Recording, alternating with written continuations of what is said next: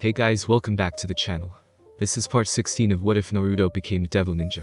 If you guys enjoy this what if, and want to see part 17 of it, comment down below, and let me know.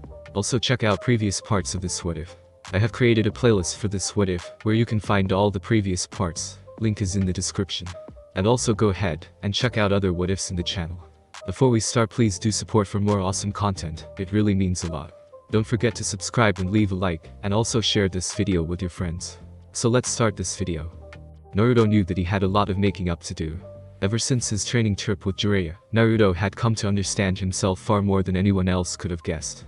He knew that he was a reckless individual, he acted without thinking, spoke without a mouth filter, and didn't let other people tell him what he could and could not do.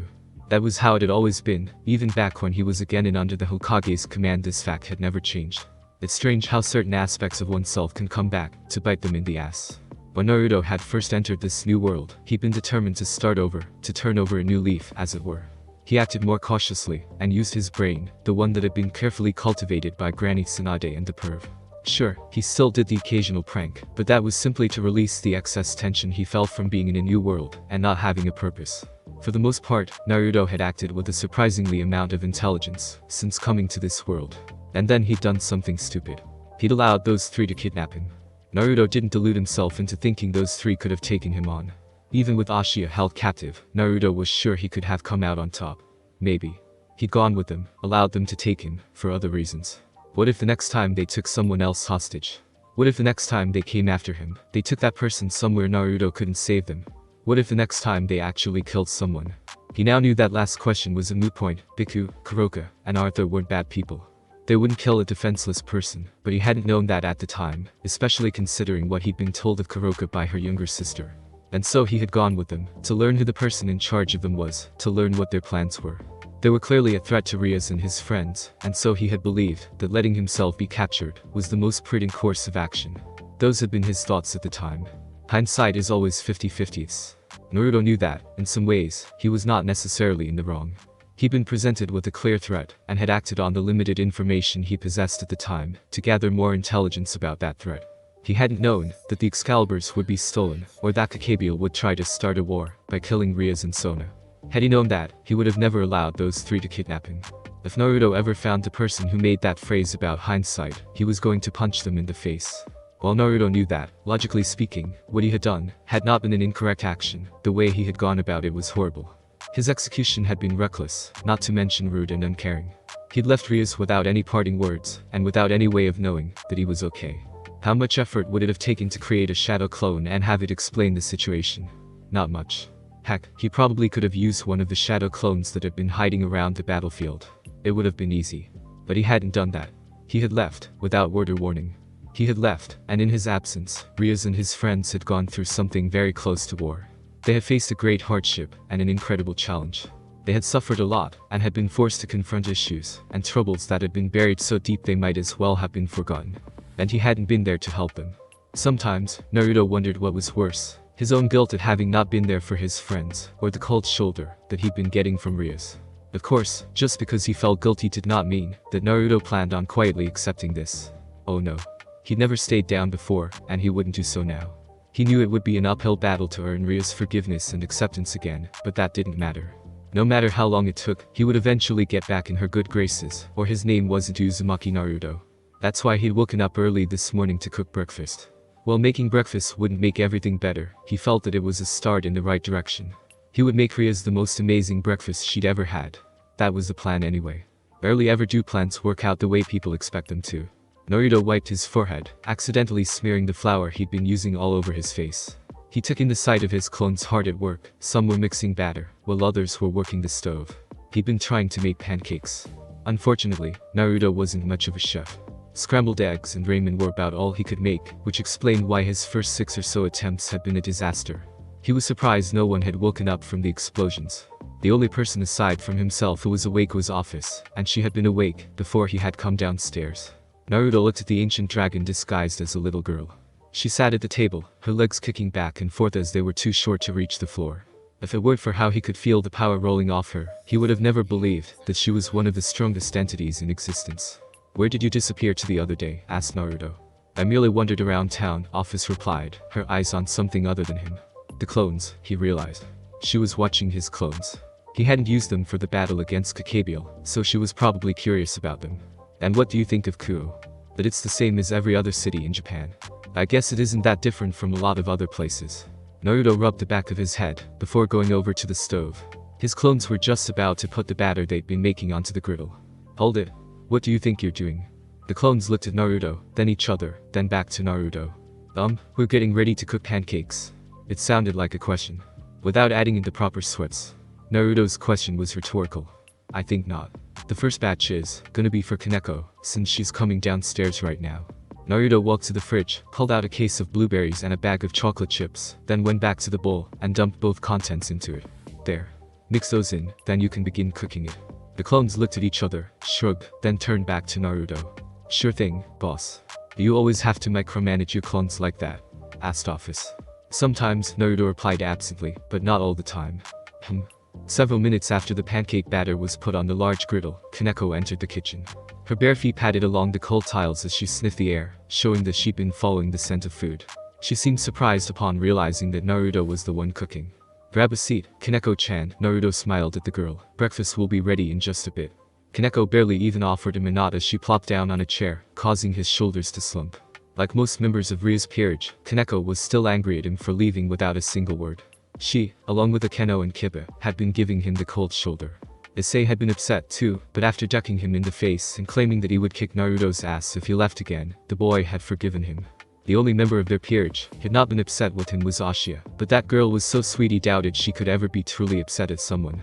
As the scent of breakfast permeating this section of the house, more of its residents began waking up. Ravel wandered into the room, and he greeted the girl with his most cheerful smile. She stammered some gibberish at him, her face turning the same color as a bonfire, then hurried over to her seat. He wondered about her odd behavior, but supposed he should just be grateful that she didn't faint on him. Normally, this would have been the point where Rina and Zenobia walked in, but they were no longer living with him. Both had left to return the stolen Excaliburs to the church.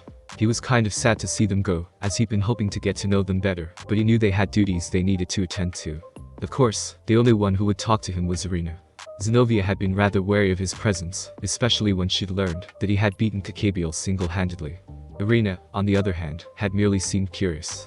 The few chances they had been given to speak, she had asked him all kinds of questions. He'd happily answered every question to the best of his abilities, and she had seemed satisfied with them.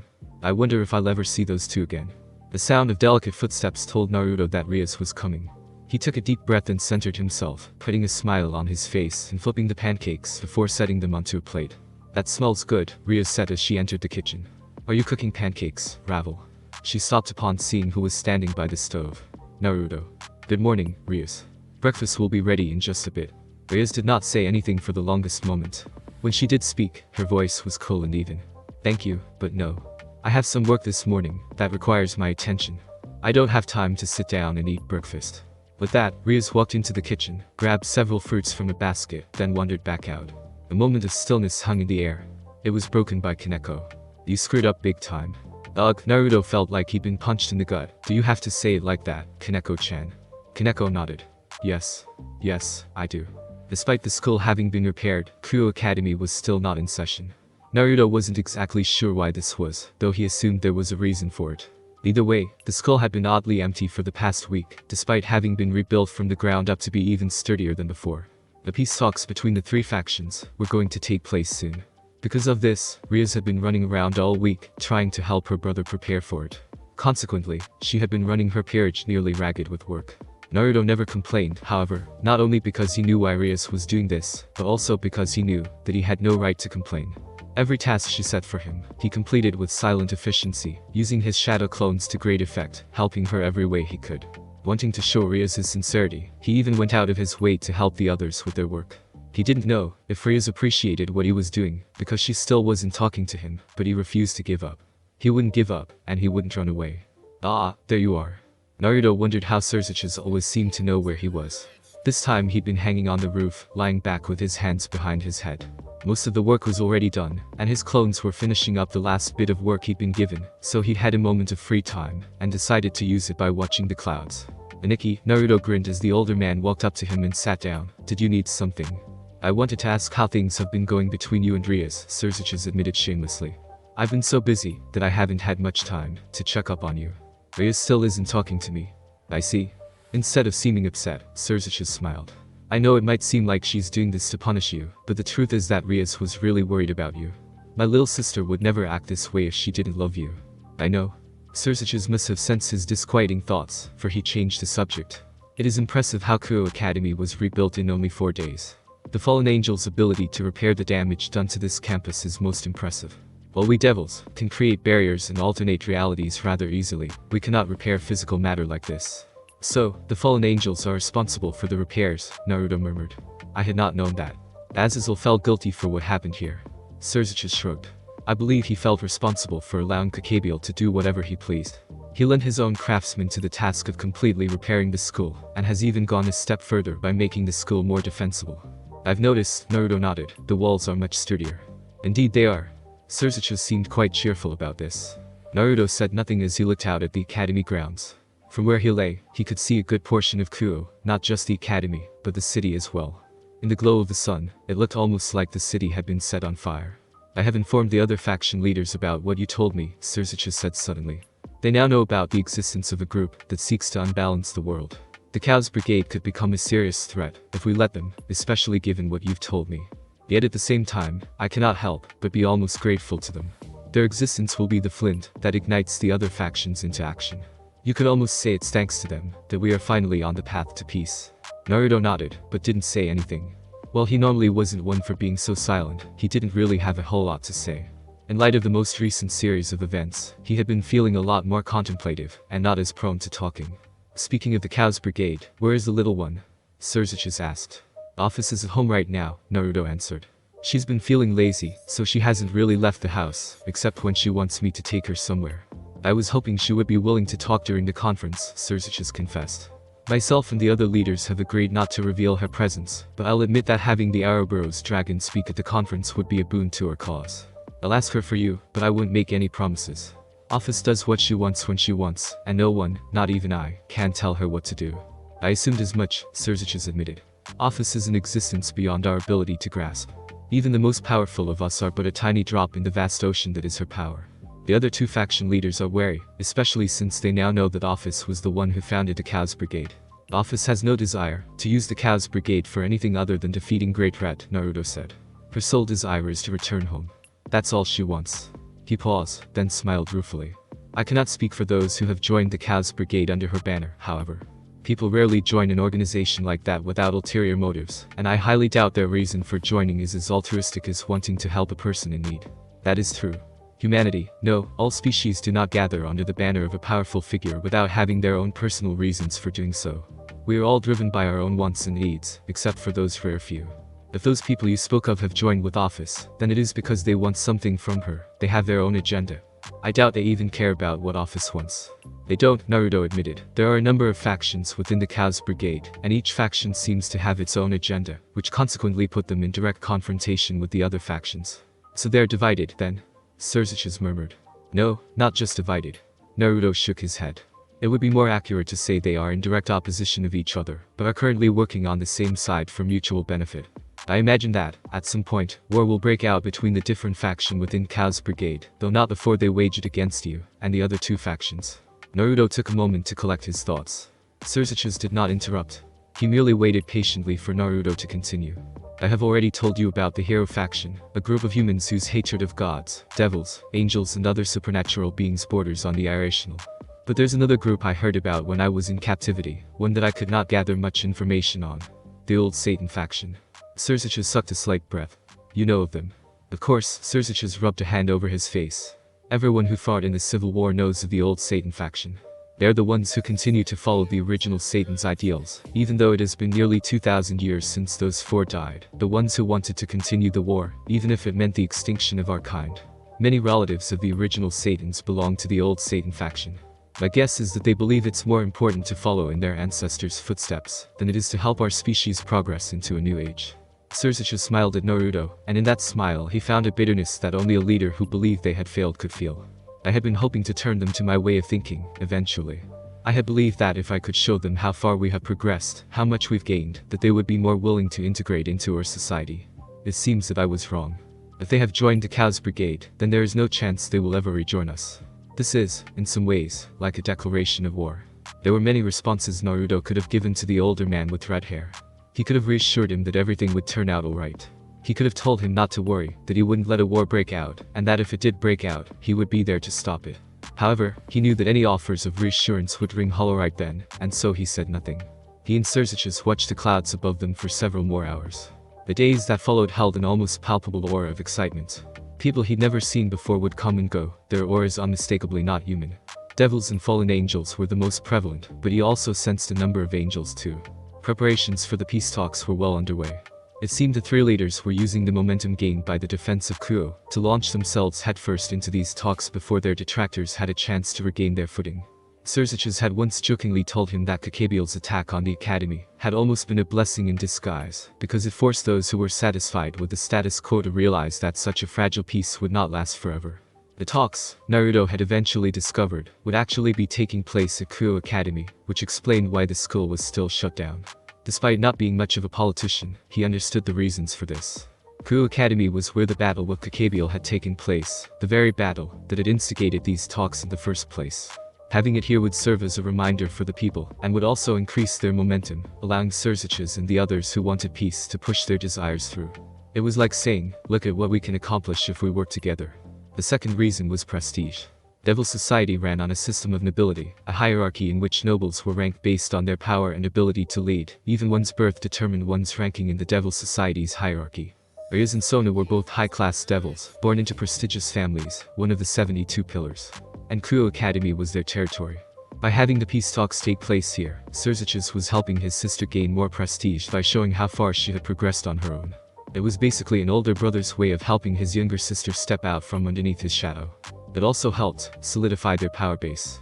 Ryuz and Sona both had a family member with the title of a Satan. With the peace talks happening in their territory, it ensured that Surzichus would have more support than if these talks took place somewhere else. Naruto did not really like politics. Jiraiya and Tsunade had both taught him how politics worked, sometimes with their fists, but just because he understood the intricacies of politics didn't mean he enjoyed them. Still, he understood their necessity, if nothing else. Even a Hokage had to deal with politics. It was an inevitable fact that came from being a leader. It almost makes me glad I never became Hokage. Naruto had watched Ryuz nearly run herself ragged trying to get everything ready. The closer they got to the appointed date, the more easily flustered she became. She'd forget things, she'd stress over tiny details, and she'd sometimes even mix up tasks, such as when she ordered her servant to mop the ceiling instead of the floor. It was undeniably cute, but it also worried Naruto. On the plus side, Ryuz was so busy with preparations that she didn't have time to give Naruto the cold shoulder. Ryuz, no, everyone seemed to have matured a great deal during the time he'd been away. Kiba's facade no longer seemed forced, the dark thoughts perpetuating his mind, clouding his thoughts, appeared to have left. Issei had grown much more quiet and introspective. Naruto would often find the young man sitting in the most unusual places, a worried Ashia watching after him. Kaneko had also grown a great deal, it seemed. No longer restrained by the fear she'd had of her own power, she now wielded senjutsu freely. It was Kaneko who Naruto spent time with now, sparring the girl to help her get used to the power she now wielded. You really have improved, Kaneko, Naruto complimented the white-haired girl who, having exhausted herself, was lying on the ground, her chest heaving as she took in deep lung full of air. Standing on the sidelines, Ravel didn't know whether to run to Kaneko or laugh at her. I want to become even stronger. Naruto knelt down next to Kaneko and gently stroked her hair. He was pleased when she didn't jerk away from his touch. You will become stronger, but strength doesn't come right away. It takes time and hard work. I know that, Kaneko deadpanned him, I'm just saying. If you say so. Naruto reached for her ears and began stroking them with his fingers.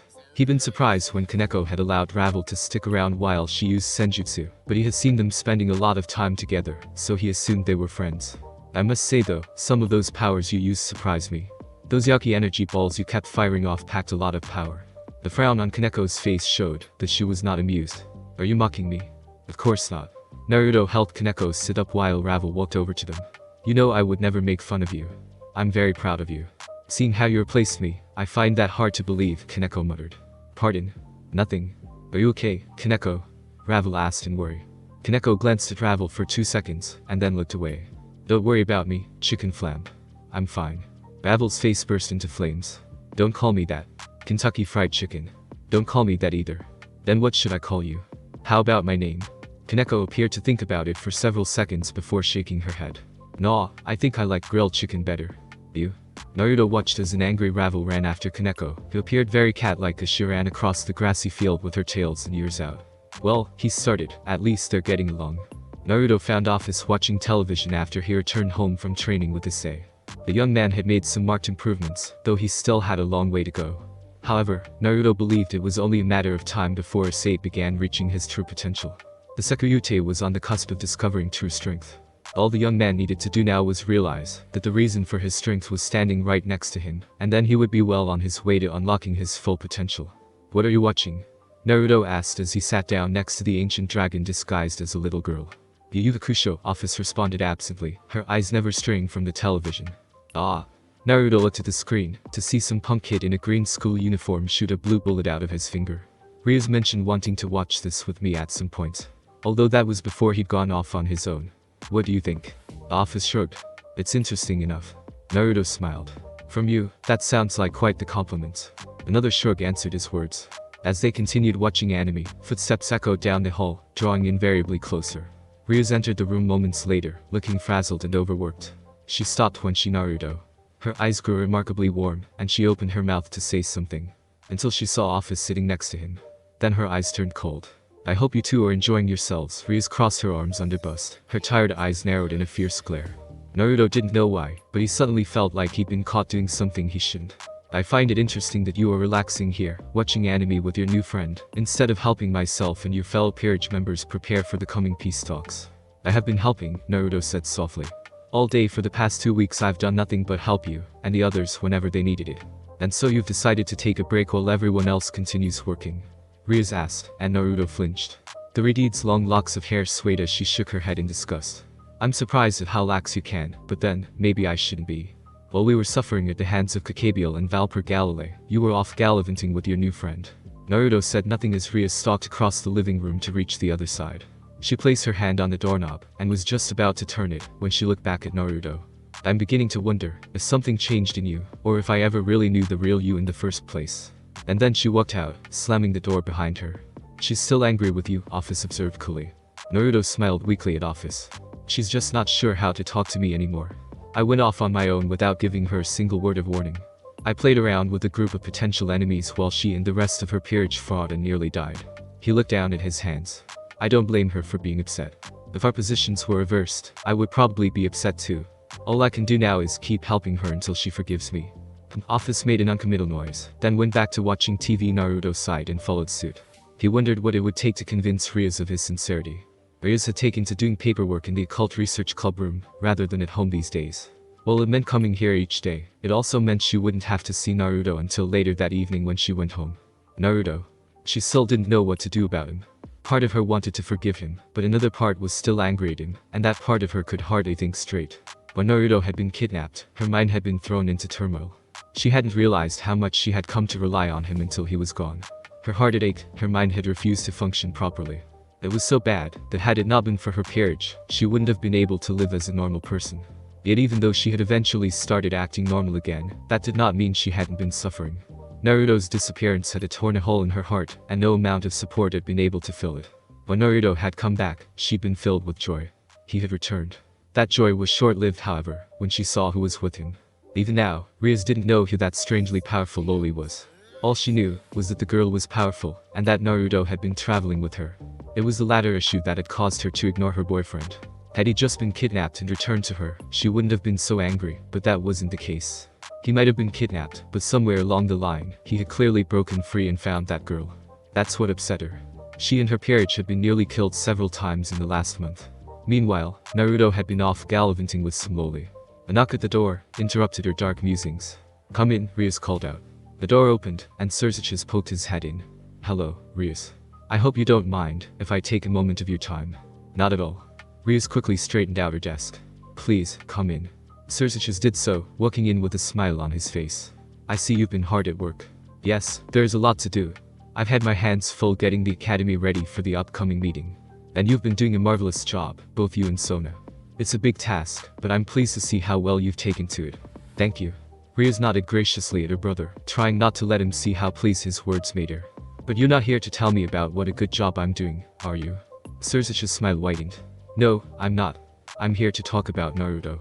Ayase closed her eyes to keep her brother from seeing the pain that hearing her boyfriend's name caused. When she opened them again, it was to present her brother with a cold glare. What about Naruto? Don't you think it's time you forgive him? Ayase withheld a grimace. Not really. After what he did, he's very lucky that I didn't have him designated as a stray devil. So you say, but I know that you're not really angry with him. Of course I'm angry with him. Naruto deliberately allowed himself to be captured without giving me even a word of warning, or some message to let him know that he was okay. I was worried sick, nearly killed, and then when he finally returned, I discovered that he'd been off gallivanting with the girl. How could I not be angry at him? Surzucha's smile became indulgent. If you were truly angry with Naruto, you wouldn't be writing his name all over your paperwork. Ayase looked down at the paper she'd been writing on, and then became embarrassed when she saw that he had written Naruto's name several times, and surrounded them in hearts. She grabbed the sheet and quickly stuffed it into a drawer on her desk, then presented her brother with a stern glare that was marred by flushed cheeks. You didn't see anything. Ayase Surzucha's tone was the kind all brothers gave their sisters, when said sister was confused and needed advice from someone older and wiser. What Naruto did was reckless and it wasn't very considerate to you, but he had good intentions. Just because someone has good intentions, it doesn't always mean that someone made the right choice. You know that there was no way Naruto could have known about the Excaliburs being stolen beforehand, Surzucha said. I'm sure that he would have never left you had he known about what would happen. But he still left. Ayase was being stubborn, she knew. She didn't want to remain angry at Naruto. She really didn't. But, at the same time, she didn't know how to go about making things between them better. If she just accepted Naruto's apology, it would be like giving him permission to do that again. She wanted him to understand how much trouble and pain his actions had caused her. Until then, she couldn't allow herself to forgive him. Perhaps this will help you understand why Naruto did what he did. Surzucha smiled as he placed a report he'd been carrying on her desk. What is this? Ryuz grabbed the report and flipped through it. It's a report written by Naruto about a new terrorist group known as the Chaos Brigade. I technically shouldn't be letting you read this, but perhaps it will help you understand Naruto's actions a little more. Anyway, I'll just leave it here. Surzucha walked out of the room, but Ryuz barely noticed, busy as she was reading the report. It would be several hours before she left the occult club room. Naruto was surprised when Issei and Kiba dragged him from his house and took him to Karyuk Bar. While Issei had been cordial enough and continued training with him, Kiba had, while not necessarily avoided him, never bothered speaking with him either. Naruto had the distinct sense that the young man disliked him for not being around when his help was needed. Despite having gone to a Karyuk Bar, none of them sang. They ordered several platters of food and some namesake, and then sat on the couch, nursing their beverages and picking at their food. So, Naruto glanced at Issei. How are your relationships going? Eh? Issei looked surprised. They're going well enough, I guess. Ikeno-sama has been a little quiet, and isn't talking as much, but Ashiya and I have been spending a lot more time together. Naruto frowned. Is something wrong with Ikeno? He had never really spent much time with the raven-haired girl. They had just never meshed that well. While bantering with her could be entertaining, he didn't particularly enjoy her sadistic personality. I don't know, Issei admitted. Like I said, she's been kinda quiet. He tilted his head thoughtfully. I did hear her arguing with someone a while back, an old guy with black hair and a beard. She was really laying into him. I asked her what was wrong, but she got upset, and refused to speak to me about it. Issei looked down at his food, his expression downtrodden. I don't know what to do. Naruto blew out a breath and leaned back. I wish I could tell you what to do, or at least, give you some advice, but I'm having so many problems with my own relationship that I wouldn't trust myself to give sound advice. Isn't the reason that you and Ryuz are having problems because you abandoned her in her time of need? Kiba snipped. Yes. Kiba appeared taken aback by his answer. Naruto smiled sadly. I'm so used to doing my own thing that I didn't really think about how my actions would affect everybody. I should have known that Ryuz would worry herself to death. I should have at least made a shadow clone to tell her what was happening, but I didn't. Kiba clearly didn't know how to take this, as he said nothing in response. However, just because I screwed up doesn't mean I can't make amends. Naruto clenched his left hand into a fist. I don't care how long it takes me, I will make it up to Ryuz, I will get her to forgive, and I will start sleeping with her again. That's the spirit. Issei pumped his fist into the air. Don't give up, Naruto-sensei. You just need to keep trying. And I'll keep trying as well. I won't let this little bump in the road come between Ikeno-sama and I. Ha! Now that's what I'm talking about. Naruto and Issei bumped fists while Kiba watched on in amused silence. The sword user sighed when the two looked at him, their fists extended, and slowly held up his fist for them to bump. I suppose so long as you realize your mistakes and are remorseful, then I can forgive you. Kiba cracked a mirthless smile. Considering how I acted a while ago, it is not as if I have much room to talk. Naruto was curious, but he knew better than to ask.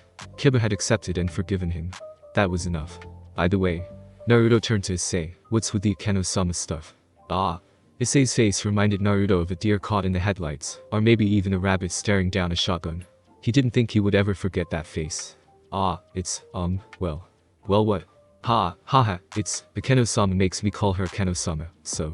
I see, so she has you trained, then? Naruto nodded in a sage-like manner. Issei's blush deepened, and he appeared to be trying to hide within his shirt. Naruto glanced at Kiba, and made a whip-cracking motion, causing the other blonde male to mask his chuckling with a hand. Naruto was going to make sure Issei never lived this down. The day where delegations from all three factions would meet at Kua was finally upon them. It was no wonder, then, that many members of Ria's and Sona's respective peerages were quite nervous as they stood just inside of the gates, waiting for the processions to pass through. Naruto stood between Kaneko and Ravel, and Office sat on his shoulders. She seemed to have decided that she liked that spot, and had all but declared his shoulders to be her personal throne. Naruto thought she just liked it, because it let her see over the crowd. There are so many other devils here, Issei said from where he stood next to Ashiya and Akeno. While Ashiya appeared to be every bit as excited by what was happening as Issei, Akeno looked like she couldn't care less. I've never seen such a large group of devils before, the blonde girl said. They weren't the only ones around. Surrounding them all sides were other devils. These were the people who had come to witness history in the making, but didn't have the honor of being a part of the procession. Merchants and store owners. Workers. Low-class devils. Most of the people around them were members of the noble's peerage, or devils who had taken time off from their jobs to come and watch. Because the meeting was taking place within devil territory, the devil faction had the distinct honor of being the first procession to file in. Serzichus walked at the head, Greyfeet trailing on his right. By his side was a woman that Naruto didn't recognize. She was short, but had a really large chest. The outfit she wore, a dark blue suit, seemed quite somber, though that might have also been due to how depressed she looked. Filing in beside them were the other devils who would be taking part in this meeting. Nobles and warriors. They strode in with a confident gait. Some wore capes made of velvet while others were decked in armor. Golden epaulets and ornamental cloaks bedazzled the eyes. Behind them, a contingent of devils from the army marched. They presented a stark contrast to the nobles. Their plate mail was so dark it seemed to absorb sunlight. Devilish horns curved around wrathful helms. Dark chest plates gleamed with an unusual light as the sun reflected off their surface. Greave-covered boots stomped along the pavement, the sound they created not unlike that of a stampede. They made for an intimidating sight. So, that's the army, Naruto said out loud. You're only partially right, Ryuz answered, surprising Naruto. Those men are only a small part of the Devil Army, a branch of elite soldiers that were handpicked by my brother. Each one of those soldiers has been trained extensively in the art of war. They are extremely powerful and known for their steadfast loyalty. HM. The next group to wander through the school gates were dazzling. Bedecked in robes of pure white and brilliant gold, their wings retracted behind them, the angels were a contradistinction from their devil counterparts. At head of this procession was a man and a woman, both with long golden hair traveling like a waterfall down their head. While the man's hair was straight, the woman's curled like gentle waves. Both were blue-eyed, and held a similar appearance. Naruto wondered if they were brother and sister. That's Michael and Gabriel, Ryuz answered before Naruto could ask. They're Ceres, and Michael is the leader of heaven right now. I heard from Serzichus that Michael is the only reason heaven didn't suffer greater losses after the death of God. While Naruto nodded and looked at the man with newfound interest, Issei was staring at Gabriel. Haha, check out those oppai. They're so big, wow. Oh my. Akeno finally snapped out of her depression upon hearing Issei's words. She grabbed him by the cheek, yanking on it hard enough to make the skin stretch obscenely. Are her breasts truly that great? And here I thought you were learning. A sadistic gleam entered her purple eyes. It seems I am going to have to train you some more. Wah. No. I'm Wowie, Akeno-sama. Please don't hurt me. Issei-kun, you know my policy on this matter. I cannot very well have you looking at other women, when you already have Ashiya-chan and I, can I? Of course not. I must make sure you understand this. You were looking at other girls, Issei-san. Ashiya looked like she was nearly in tears. Does that mean you don't like us anymore? That's not it, Aoya. You know it's not like that. Naruto gave Issei a pitying look as the young man began to cry. Akeno somehow managed to look solemn despite how she was clearly imagining what sorts of torture she can employ on Issei with great relish. Do not worry, Issei-kun.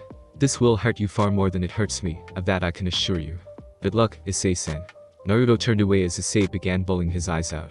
As he looked back into the crowd, he spotted two figures walking alongside Michael and Gabriel that he recognized. Hey, Naruto pointed at them, isn't that Arena and Zenobia? It looks like it, Kaneko agreed. I'd remember that ditzy smile anywhere. Naruto sweat-dropped to Kaneko's description of Arena's smile, though he didn't necessarily disagree with her. I rather like Arena's smile, he said. It's better to have a cheerful smile than always be scowling like Zenobia. It makes her look much prettier. Kaneko shrugged. if you say so. HMPH. Office looked at the procession with boredom etched onto her face. Does smiling truly make such a large difference? I think it does, Naruto answered absently. Ryu's always looks 1,000 times more beautiful when she smiles. Despite still feeling hurt and betrayed by Naruto leaving her when she needed him most, Ryu's blushed at his words. Mixed in with the angels were those who belonged to the church, easily distinguishable by their black robes. Exorcists and priests. They walked in somber silence. Naruto could feel discomfort and slight amounts of malcontent from them, especially from the many men who marched behind the exorcists. Those are... Akeno's eyes whitened. I can't believe they brought those people with them, Ryuz exclaimed in shock. They marched in rank and file. Steel plates glistened in the sunlight. Sleek helms shone brightly like they were made of mithril. Hands tightly clasped deadly-looking halberds, as if expecting a confrontation. Tabards hung down their frame, white and slightly frayed, with the symbol of the cross emblazoned on the front. Who are they? Asked Naruto. They're the Knights Templar, a branch of the church, Ryuz said. Much like the executioners, their job is to exterminate devils. However, unlike the exorcists who usually only slay strays, the Knights Templar doesn't care who they kill. Strays or not, a devil is a devil, and they will indiscriminately slaughter any devil they see. Ryuz clenched her teeth. Many of my brother's friends have lost their lives to this group. They are both the best, and the worst, organization within the church.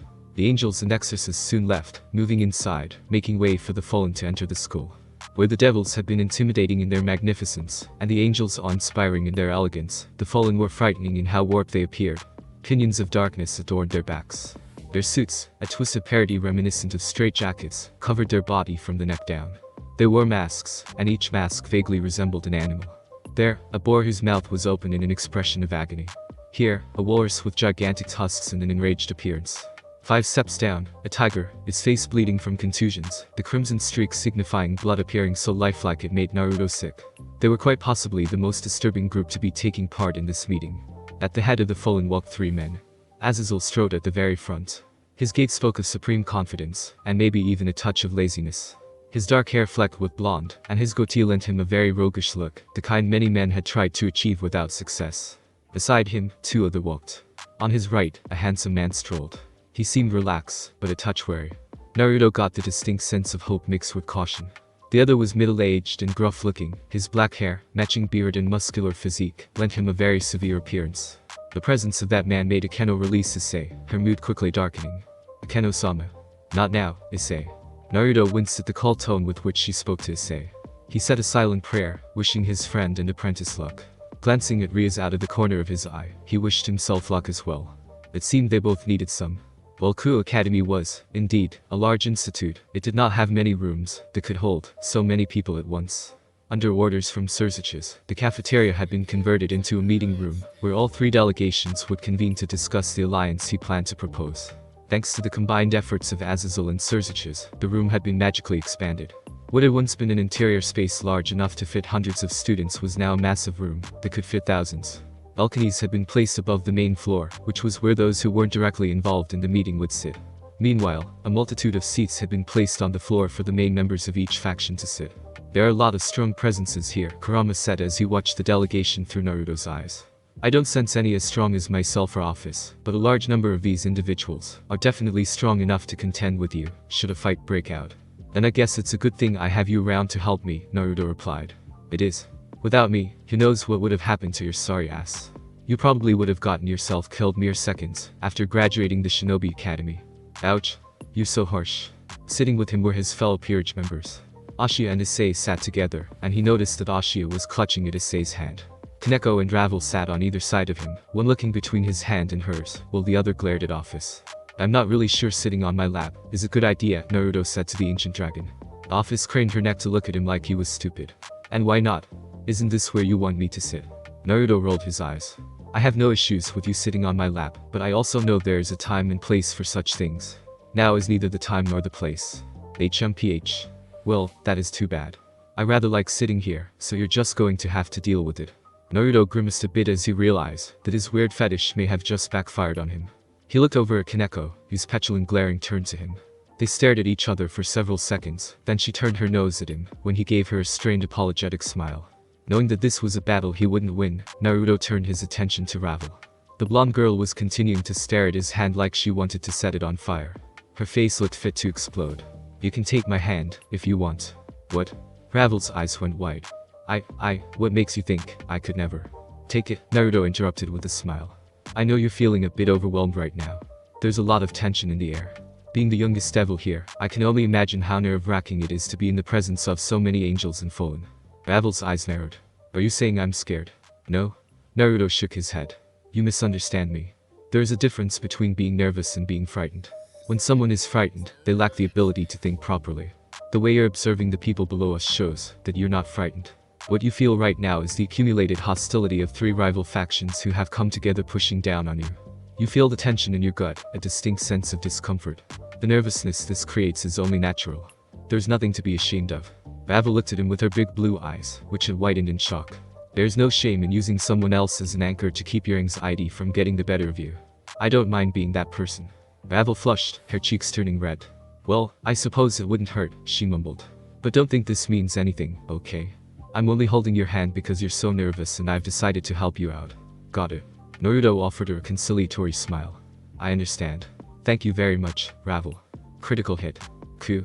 It seems you have a way with women, Naruto-san, Kiba complimented as a beat-red Ravel took Naruto's hand with both of her own. Naruto looked at his friend sitting behind him in a clueless manner. The hell are you talking about? Kiba's amused look didn't make Naruto feel any better. You know, it's that ignorance that has been at least partially responsible for the rift between you and Rias. When Naruto just continued to frown at him, Kiba grimaced. Never mind. Okay. Whatever, Naruto said as he turned back to look at all of the people as they filled in. There was a clear division between the factions, and not just on the floor below. All of the balconies had been divided so that none of the 3 factions were sitting together. Angels sat with angels. Devils with devils. The fallen huddled together away from the other 2. It was a clear sign that none of the factions trusted each other. I guess after who knows how many centuries of fighting, it's only natural they wouldn't trust each other. It is much like the divide between your own people, Kurama agreed. Yeah, it definitely has a similar vibe to it. Do you think it's possible for these people to reach true peace? Hard to say. Well, I believe that your people were on the verge of peace when we got thrown into this world. These people are not the same as your shinobi. Some of the people in this room are likely the very same people who fought in those battles so many centuries ago. If that is the case, then it's not as simple a matter of one generation passing their hatred down the next. These are the same people who have killed, fought and hated each other since the beginning of this conflict. That sort of hatred is much harder to do away with than the kind that is passed down. There was truth in Kurama's words. Naruto thought about his own experience with hatred. Well, he had been able to earn the respect of Konoha eventually, and had even earned the respect of all shinobi. It had been an uphill battle. What's more, the hatred was first abolished amongst the younger generations, those who did not know what he contained, who hadn't experienced the fear, when Kurama had been attacked Konoha. The generation before that had been much harder to earn the respect of. In some ways, what was happening here was very similar to what had happened to him. That's fine. Naruto felt determination blazing within him. If these people can't achieve peace on their own, then I'll simply push them in the right direction. And how do you plan on doing that? Naruto looked down at the girl on his lap. The grin slowly spread across his face. By presenting them with a threat so great that they'll have no choice but to join forces. Naruto did not like politics. He never had, and he probably never would. That did not mean, however, that he was ignorant. Dislike for politics or not, he knew plenty about them. In his youth, Naruto had wanted to be Hokage, and his desire to become Hokage had been transmitted to his teacher in Tsunade. They had taught him. It had been a long and arduous process, and for the longest time, he'd been stubborn and refused to learn, but that didn't mean he hadn't learned. He knew politics, and he knew what made a good politician. The 3 leaders down below, sitting in behind the large table, talking about peace and forging alliances, were all masters of the art. Suzuki sat in the center, between Azazel and Michael. Everything about him, from his confident aura to even the gestures he made while speaking, was all designed to impress upon others the importance of his words. When he spoke, people nodded. When he made a statement, people agreed. His very presence exuded a charisma that was unmatched by anyone Naruto had ever met. A few people argued with Suzuki, disagreeing with his words. They would say things like, why should we forge an alliance with our enemies, or they kill too many of our kind for there to be any kind of peace between us. And when that happened, the 2 on either side of him would bring those people to heel. Michael was compassionate, kind and gentle. He soothed those around him, calmed the minds of those who were troubled, eased the rage festering within the hearts of their dissenters. His words were like a panacea to those who had been hurt by the war, those who had suffered at the hands of their enemies. Angels. Devils. Fallen. It didn't matter which faction they belonged to, Michael treated all of them with equal amounts of dignity, respect and compassion. When people with minds that had become jaded spoke up, Azazel would be the one who diffused the tension. His way was different than the other 2. While Sursages could make people follow him on charisma alone, and Michael could ease suffering with soft words and understanding, Azazel used his laid-back and easygoing attitude to win people over. He would crack jokes and speak to everyone as if he was one of them, just another face in the crowd. Where once people argued, now they nodded along to the ideas being proposed. The people were being won, slowly being won over. Those three, Kiba muttered from his place in the balcony, are quite terrifying. I don't think I've ever seen such an indomitable front before. They are pretty damn good. Naruto didn't take his eyes off the group of devils. It's rare to find three people who are that skilled at politics, and rarer still to find them working as a unified front. Back in my village, we had three elders who were similar, but they lacked the sheer ability of those three. However, Naruto's eyes shifted from the three superpowers to the one sitting next to them. I'm worried about Ria's. Well, Ria's peerage had been delegated to the balcony, as their status amongst Devil Society was not enough to warrant a front row seat. Ria's herself had been offered a place at the delegation table. She sat beside Michael, her back straight as she tried to pretend she was compassed. Naruto could see the way her arms shook, and he knew that she was clenching the fabrics of her red dress tightly. Droplets of sweat rolled down her neck, and her eyes quivered as she stared out at the crowd. She was nervous, worried, anxious. Despite that, she kept herself from losing composure. She had never looked more beautiful to his eyes than she did now. Akeno-sama is there, too. Naruto glanced at Issei. The gnarly perverted boy looked impossibly forlorn as he stared at the queen standing silently behind her king. Akeno looked much more compassed than Ria's, which made sense, as she was not the one being judged. Her eyes, however, held a coldness that none of them had ever seen from the girl. Akeno was sadistic, and took pleasure in others' pain, but she was not cold and heartless. Are you worried? Naruto asked. Of course I'm worried. Issei bit his thumb between his teeth. How could I not be worried? But there's nothing I can do. Akeno-sama refuses to talk to me, and I have no clue how to help her. Issei-san. Ashia muttered as she held the sacred gear wielder's hand tightly. Naruto smiled sadly. It seemed they were all having problems. Idiot, Kaneko muttered under her breath. Now, Naruto chuckled and placed his hand on her head, gently rubbing it. Issei is new to the dating scene. You can't expect him to know how to solve every problem that comes his way, can you? Kaneko slowly leaned into his hand, but still had the sense to answer him. I was talking about you. Ouch. Harsh much. This is so boring, Office muttered. I can't believe I'm actually here, watching a bunch of lesser beings argue about why they should or shouldn't join together. What is it with everyone complaining today? Naruto muttered. Maybe if there was actually something interesting to see, I wouldn't complain. We kinda have to be here, you know, in case things go south. That was Nikki's condition for letting you stay with me. When Office gave him her most deadpan stare, Naruto sighed. Is there some way I can help alleviate your boredom? There is. What is it? Pet me. Naruto blinked. I'm sorry, what? The Office stared. Pet me. I want you to pet me. Well, I suppose I could do that. Naruto placed a hand on Office's head and began rubbing. The ancient dragon of nearly unlimited power tilted her head and started to purr. Better. Yes. A low hissing came from his left. Naruto turned his head to see Kaneko. Her golden eyes narrowed, pupils turned into feline-like slits as she glared at Office. Kaneko-chan. Pet me. Eh? If you're going to pet her, then you need to pet me, too. Kaneko glared at him, as if daring him to say no. Naruto looked at the hand on Office's head. Then he looked back at Kaneko. He then swiveled his head, to look at the hand Ravel was holding onto. The blonde heiress sensed his eyes on her. She turned her head, to regard him with a look that seemed to say, tell me to let go of this hand, and I'll burn it off. No, was her single-word answer. Naruto felt despair. Ugh, what did I do to deserve this? How about being a perverted lolican? Shut up, you damn fox. The meeting continued proceeding smoothly. By now, it seemed as if almost everyone had been won over. Naruto frowned. I feel almost like Sursages and the others are having too easy a time of it. Kiba looked at him, his blue eyes staring in quiet curiosity and maybe even disbelief. Isn't that a good thing? Naruto grinned at the young man, though it was more of a pained grimace. It might have had something to do with the two girls who had taken his lap. Kaneko had, in a moment of brilliance, decided that if Office could sit on his lap, then so could she. Now his eyes were starting to go numb. You would think so, wouldn't you? But no. Normally, when something goes this smoothly, it is only because shit's going to hit the fan in a much more spectacular fashion later on. Politics is a lot like war, and no plan in a war ever remains intact after contact with the enemy. Ravel looked up at Naruto, her hand still holding his, her brow growing furrowed. But there's no enemy here.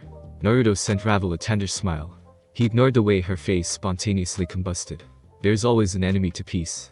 There is always someone who will fight against peace.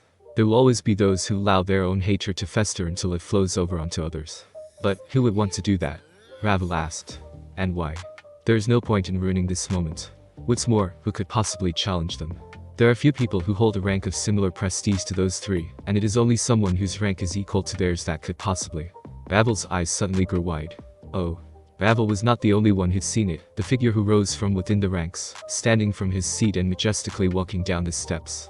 The man walked up to the front, standing center stage, where everyone could see him. "I would like to be heard, Herald," he said, his voice a bass rumble.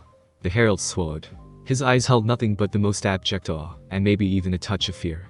The council recognizes Metatron, the voice of God. Within every society, there are always those who dislike the way things are done up top, people who feel like they could do a better job, or maybe people who are just dissatisfied with the way their life has gone. Generally, these people are harmless. They complain sometimes, and they'll often wax poetic about how they could do a much better job than such and such. However, complaints are often all they have to offer. But sometimes, there's someone who can do more. Someone who, unsatisfied with the current decisions being made by their superiors, decides to take matters into their own hands. These people, whether their actions are for good or evil, have always been considered forerunners of their times. They have the ability to, with a few words spoken at the proper time, topple entire nations. Metatron. Clad in silver raiments, bedecked in resplendent armor, he stood before the council. Unlike most present, who had chosen to remove their helmets and set aside their weapons, Metatron had not. His helm sat on his head, gleaming silver, sparkling like 1,000 suns. Brilliant orbs of molten gold could be seen from within the slits. Gripped within his hand, a luminous white spear shone like rays of sunlight. Lucis Galadriel, the spear that could pierce both heaven and earth. It would be inaccurate to say that Metatron walked as he made his way to the floor, for walking implied that the being before them all moved with the same grace as a human.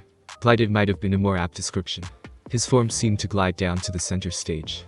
Graceful. Beautiful. Enraged. The being before them all carried within him an undeniable rage, a hatred that Naruto could feel all the way up from where he sat. It was hidden away, carefully concealed behind a mask of impassivity. Yet he could feel it all the same. Metatron's face and bearing might have disguised his hatred, but it could not keep his very being from radiating it as he confronted the trio of leaders. Upon reaching the front, Metatron impaled his spear into the ground tip first, the blade sinking through the marble with ease. Naruto, from his position up high, noticed how the marble around the blade melted as the tip met its surface. Thousands of years we have fought against the forces of darkness. His voice was a grating rumble, more akin to a growl than anything else, yet it carried with it an undeniable power that compelled everyone near him to listen. Such was the power of the one, given the title the voice of God. Thousands of years we have bled defending justice from those who would seek to destroy it. Thousands of years we have stood against the tide, protecting the weak and destroying those who would seek to abuse the innocent. No one could see it, but everyone could sense the frown of disapproval on Metatron's face. And now, you are telling me that we are supposed to ally ourselves with the very darkness, the very evil, that we have been fighting against all this time. Why? Times have changed, brother, Mekl said in his soft-spoken voice. The world around us has changed, its people have changed, even our enemies have become different from the ones we remember. No longer are devils beings of great evil. No longer do the fallen seek to subvert our kind. No longer are humans being preyed upon. They are different, we are different. Do you not agree that it is time to put an end to this long and embittered struggle? To create something new. Something different. Something new? Metatron murmured. Different? You truly believe these Devilkin and heretical traitors have changed? Have they not? Mekl asked. When was the last time the devils tried to take advantage of humans? When was the last time the fallen infiltrated heaven and subverted our kin to their side? It has not happened in centuries. Not since the last true battle of the war. Be that as it may, just because there has not been any unrest does not mean these groups have changed their tune. I still remember the fires that burned across the plains as devils decimated the earth. My body remembers the sting of the many fallen's holy spears, weapons that should have been used in our defense turned against us. You claim they have changed, but after everything that has happened between us, I cannot see it. You are allowing your hatred to taint your perceptions, brother. And you are allowing your idealistic optimism to taint yours, Metatron argued. The heavenly host has never allied with denizens of the dark. To do so is anathema to our very nature. Yet you would have us ally with the devils and fallen despite their tainted nature and the many crimes they have committed. That is the height of folly. Metatron turned around and addressed those in the crowd. Do you not all remember who it was you fought? Have you forgotten what the devils did to us during the war, of the thousands of our brethren who were slain by their kind? Have you forgotten how the fallen subverted so many of us, stole them away from the light of heaven and twisted them beyond recognition? That's all in the past. Azazel spoke lightly. Everyone regrets what happened back then. Can you not move on from past transgressions in order to bring about a brighter future? Be silent, traitor, Metatron growled from deep within his throat. You may have convinced Mekl to go along with your poisonous words, but I will not be so easily swayed. I refuse to join forces with a group of traitors, especially when it was a member of that very group who killed God. The bomb had been dropped, and with it, it seemed like any chance for peace that might have existed was turned to ash. The people began to rage. Members of the clergy stood, their shouts of outrage fighting against the roars of denial. The angels added their voices to the din, as did members of the fallen. Where once people had been eagerly nodding their heads in approval, now they were voicing their dissent. Well, it seems this is over, Kibble leaned back in his seat. I do not see how they can recover from such a debilitating blow. Metatron knew exactly what words to say, and when to say them in order to have the greatest impact. Ravel, ever the intelligent young woman, had analyzed the situation with alacrity. He said the most damning words just when Surzitsama and the others were on the cusp of victory, thereby taking away any chance they had at reconciliation. All of their arguments have already been used up, so anything they say now will ring hollow. In short, the situation for them has become dire. Ha, Naruto chuckled softly, and looked down at Office. It looks like Surzich's was onto something, when he asked that request of us. Office stared at him with bored eyes. Do I have to? I can't force you to, Naruto said, but I would like it, if you help me out here. Office closed her eyes. Very well. I guess I can help out, but only because you're the one who's asking. I appreciate that. Naruto-sama. Ravel asked, startled when Naruto stood up, Office and Kaneko jumping off his legs. He almost immediately fell back down when his legs, having fallen asleep due to the two girls that had been sitting on him, very nearly sent him to the floor. He shook them out, then grinned. Don't worry about a thing, Ravel. He gave the girl a thumbs up. Office and I will handle this. There was no real warning to herald Naruto's appearance in the center of the stage. 1 second, it was just Metatron, standing there, basking in the discord he'd unleashed. The next, Naruto stood in front of him, Office by his side. Hi. Metatron was the first to react. He reared back in shock, taking several stumbling steps back as Naruto got into his personal space. Points had to be given where due, however, for the angel recovered far more quickly than Naruto thought he would. Who are you? The demand came complete with a spear pointed at his chest. Naruto looked down at the spear, which glowed with divine power. And then he grabbed the spear with his bare hand and pushed it aside. Metatron was so shocked that a devil could touch the spear that he didn't bring it back up. My name is Naruto Uzumaki, Naruto responded in his cheerful voice. It's nice to meet you. The room became silent again as this newcomer appeared on the stage. One by one the people stopped shouting, and noticed the blonde standing in front of Metatron. One by one the people began whispering, wondering who this person was to be so brazen, as to confront one of the greatest archangels in existence. Naruto noticed the looks, but he didn't pay them any heed. He looked at the girl standing by his side, and placed a hand on her head. Go on, little one. Naruto grinned. I believe it's time you introduced yourself. Office seemed almost resigned. She surveyed the many eyes on her, her own gaze bored and apathetic. Then, in a voice that could be heard clearly despite how soft it sounded, she spoke. My name is Office. The words echoed across the stadium with apocalyptic finality, and I have come to tell you that you're all a bunch of idiots. Thanks for listening. I do hope you enjoyed. If you want a next part of this video, like, subscribe, and comment down below, and turn on that bell notification, and also check out the other videos that I have created, and enjoy. See you in the next video. Peace.